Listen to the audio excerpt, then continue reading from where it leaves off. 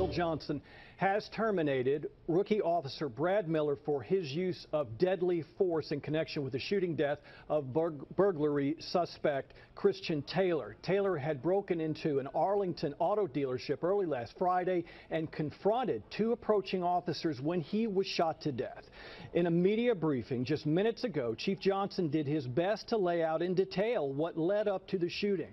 He said many times that he was troubled by the circumstances surrounding the shooting of the unarmed suspect and that policies were violated and poor decisions were made.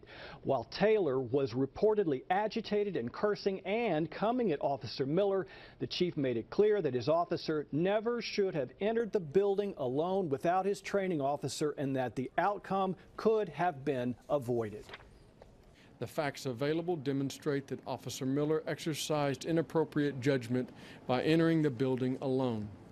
This unilateral decision to enter the building and to continue the pursuit deeper into the building upon making contact with Mr. Taylor, along with failing to communicate with fellow officers or develop an arrest plan, created an environment of cascading consequences that produced an unrecoverable outcome.